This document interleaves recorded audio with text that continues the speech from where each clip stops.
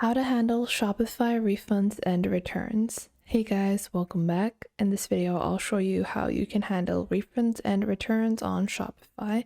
So let's get into it. Now, handling refunds is not something that we want to do frequently, but it can happen. You can have some quality control issues, you can have just some refund issues. A product might not have been delivered correctly, a product might have been broken via delivery, maybe you sent out the wrong product, a billion things could have happened. So you do need to make sure you have a really strict but a really helpful refund and return policy. So make sure whenever you're launching your online store, whether it be on Shopify or any other platform, you have a strong refund policy. Now, to set up our Shopify refund policy, we're going to click on settings on the bottom left. Then once you click on settings, you are going to scroll down and then you have your policies option. So you're going to click on policies over here and then you have your return policy. Whenever you create a new store on Shopify, the refund or return policy is always turned off. So I'm going to click on turn on over here. Now, after this happens, you have to actually set this up. So first off, you have your contact information.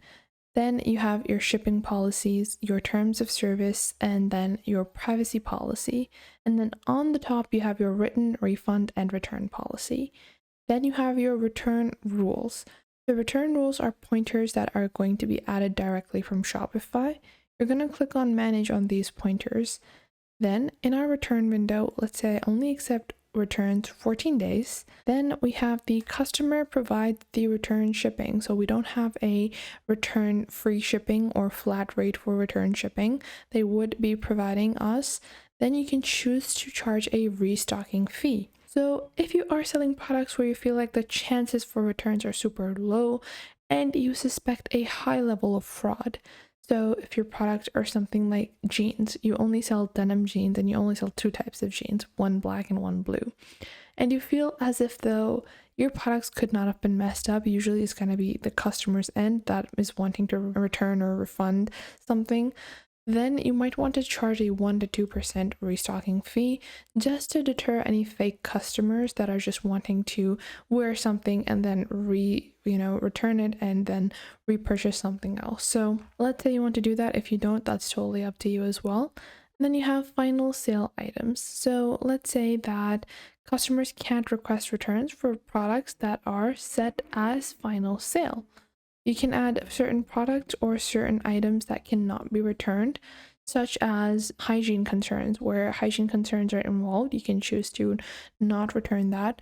Let's say you don't return jewelry. Let's say you don't return undergarments. So you can add that in your privacy policy as well. And you can just select the collection from over here. So whatever collection, I don't have any collections built, but you're going to choose that collection over here and you're going to add that as a non-returnable collection. Now, after you have completed this, you're going to save it on the top right as you go. And now after that, you can click on go to self-serve returns. Now, in your self-serve returns, where you're going to find this on your customer accounts, you can scroll down. You have allow customers to request and manage returns on their own from their accounts, and you can customize what your customers can return with. Now, you can click on turn on, and then if a customer feels as if though all of the requirements that you have set out in your return policy are met, they can automatically return the item.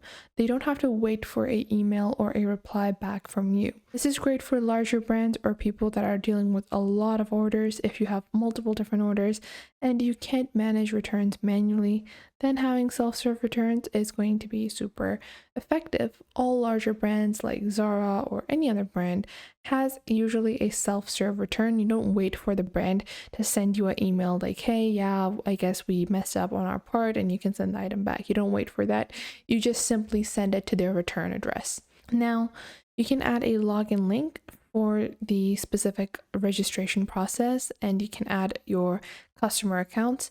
I don't like to enable this as a smaller business starting out. If you have a smaller business and the number of orders that you have is not too many, then you want to make sure you're not adding the self-serve returns.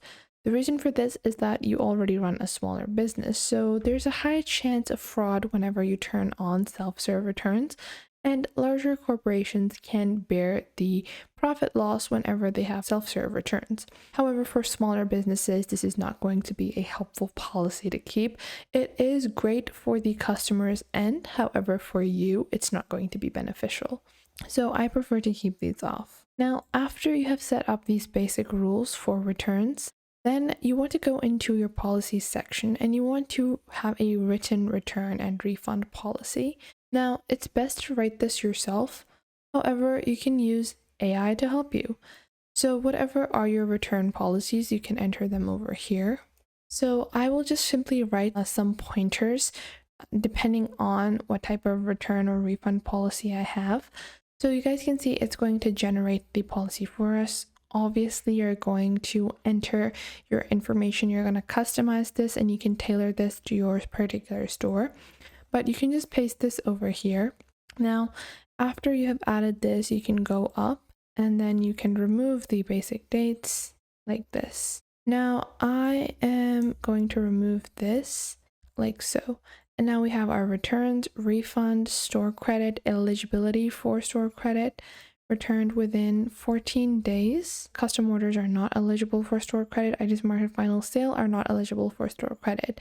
How to request store credit. Usually adding these kinds of sections can be helpful for your customers to be able to request a store credit or, request a refund. So you have to contact the support team and you can enter the support team email over here within 14 days of delivery to initiate the return process.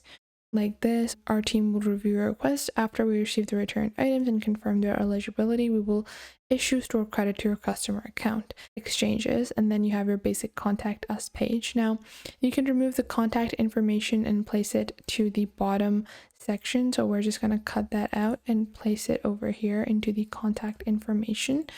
And I'm just going to remove this over here. And then I'm going to add my Shopify store name. Whatever it might be, you can add that.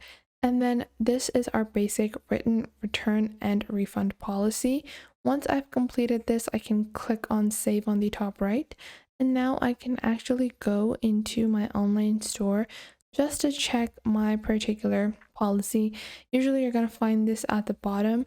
And make sure you actually have added this at the bottom of your page, because a lot of times people add the policy section, but you forget to actually open your Shopify store and add it over there.